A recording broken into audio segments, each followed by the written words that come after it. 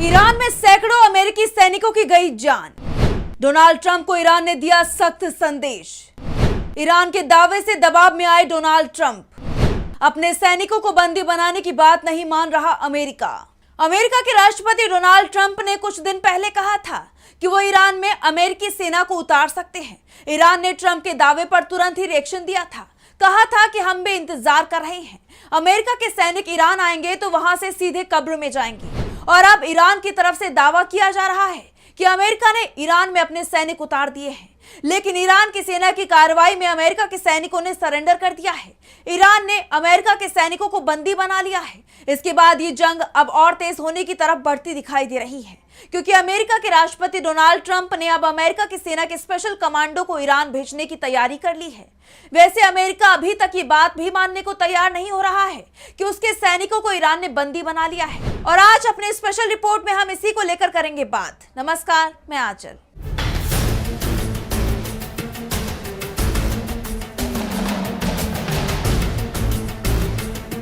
America और Iran के बीच जंग को अब 9 दिन हो गए हैं। जिस जंग को ट्रंप 9 घंटे में खत्म करने की बात कह रहे हैं, अब वो 9 सप्ताह या 1 साल में भी खत्म हो पाएगी, इस पर ही सवाल उठ रहे हैं। अमेरिका की सेना की तरफ से भी राष्ट्रपति ट्रंप को संदेश दे दिया गया है कि जंग पूरे साल चल सकती है। फिलहाल 100 दिन की जंग की तैयारी पहले ही कर ली जाए, और इस जंग में कई अमेरिकी सैनिकों की जान भी जा सकती है। ईरान से जंग तभी जीती जा सकती है जब जमीन पर भी मोर्चा खोला जाए।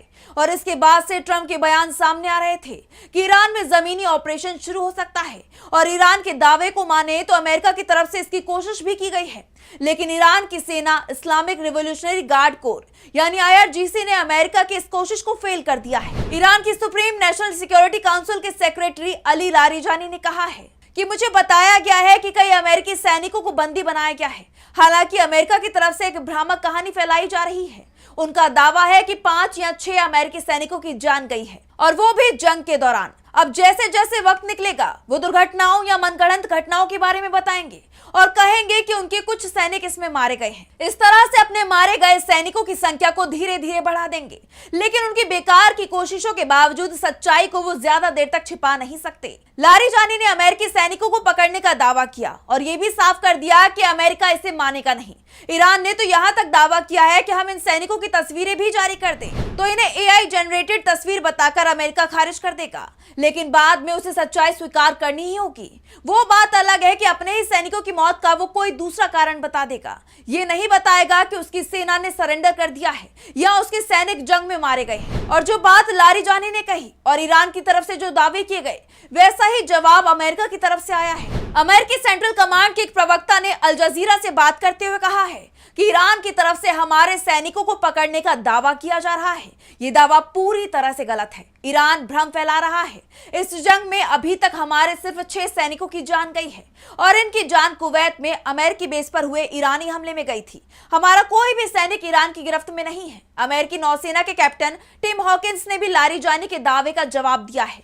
उन्होंने कहा है कि ईरानी शासन झूठ फैलाने और धोखा देने के लिए हर संभव प्रयास कर रहा है, यानी अमेरिका अपने ही सैनिकों के सरेंडर किए जाने की घटना को कबूल करने को तैयार नहीं दिख रहा है।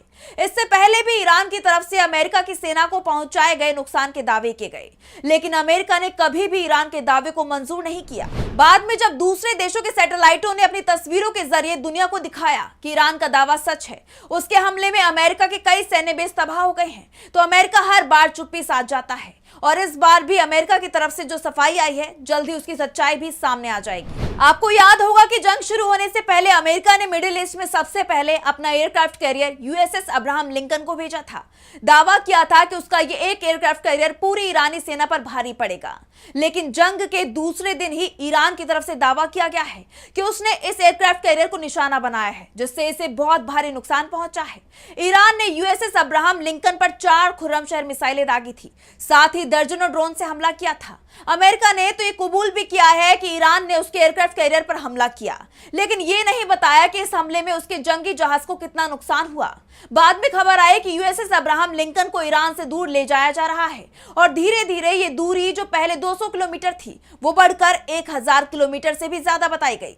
दावा किया गया कि ईरान ने इस पर 1000 किलोमीटर दूर दूसरा और सबसे घातक हमला किया, जिसमें ये एयरक्राफ्ट कैरियर किसी काम का नहीं बचा। जिसके बाद अमेरिका की तरफ से ऐलान किया गया कि वो एक और एयरक्राफ्ट कैरियर मिडिल ईस्ट में भेज रहा है। यूएसएस अब्राहम लिंकन का क्या हुआ ये बताने को अमेरिका अभी तक तैयार नहीं है और उसी तरह से अमेरिका अपने सैनिकों को लेकर भी कुछ बताने को तैयार नहीं दिख रहा है, सिर्फ ईरान के दावे को भ्रामक कहकर अपना पल्ला झाड़ रहा है। वैसे अब अमेरिका के राष्ट्रपति डोनाल्ड ट्रंप का एक और बयान सामने आया है, जिसमें उन्होंने कहा है कि वो ईरान में सेना उतारने पर विचार कर रहे हैं, ईरान में स्पेशल कमांडो उतार सकते हैं। ऐसे में ये सवाल उठ रहे हैं कि क्या अमेरिका अब अपने उन सैनिकों को छुड़ाने की कोशिश कर रहा है जिन्हें ईरान ने बंधक बना लिया है। भले ही अमेरिका इसे मंजूर नहीं कर रहा हो, लेकिन ईरान ने जिस तरह से दावा किया है, क्योंकि अभी तक उसकी तरफ से जो भी दावे किए गए हैं उसे अमेरिका गलत साबित नहीं कर पाया है।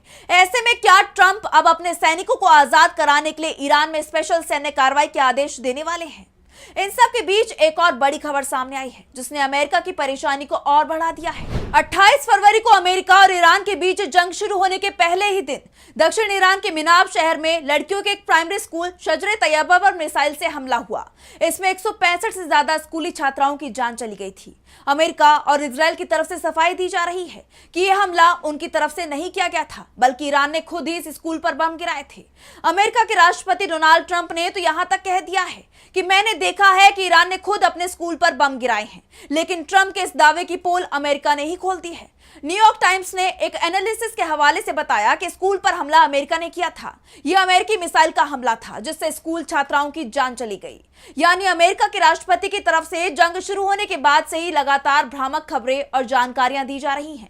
पहले ही दिन से ट्रंप दावा कर रहे थे कि यह जंग ज्यादा दिन तक नहीं चलेगी, लेकिन अब जब अमेरिका को उन्होंने जंग में फंसा दिया है, अमेरिका के सैनिकों की जान जा रही है, ईरान में उन्हें बंधक बनाया जा रहा है, तो ट्रंप जवाब नहीं दे पा रहे हैं, बल्कि हर बार वो एक नया दावा कर देते हैं। याद होगा कि एक दिन पहले ही उन्होंने दावा किया था कि रात को ईरान पर अब तक का सबसे बड़ा हमला होने वाला है, लेकिन सुबह खबर आती है कि अमेरिका ने ईरान की पीने के पानी की सप्लाई को नुकसान पहुंचाने की कोशिश की है, जिससे ईरान की आम जनता को प्यासा मारा जा सके। ऐसे में सवाल उठ रहे हैं कि अमेरिका की ये जंग क्या ईरान की आम जनता के खिलाफ चल रही है? ईरान की जनता में अमेरिका के खिलाफ जो गुस्सा दिखाई दे रहा है, उससे साफ हो गया है कि ये जंग अब अमेरिका के लिए जीतना बेहद मुश्किल हो चुका है। ईरान में ट्रंप को अपनी हार साफ साफ दिखाई दे रही है। तो फिलहाल स्पेशल रिपोर्ट में बस इतना ही। वीडियो पसंद आया तो लाइक करें, साथ ही हमारे चैनल को सब्सक्राइब करें। नमस्कार। हमारे चैनल से जुड़े रहने के लिए YouTube पर टाइप करें DB लाइव, सब्सक्राइब बटन को क्लिक करें और बेल आइकन को दबाना न भूलें, ताकि खबरें आप तक पहुंचती रहें। देखते रहिए DB लाइव, क्योंकि यहाँ हैं खबरें लगातार।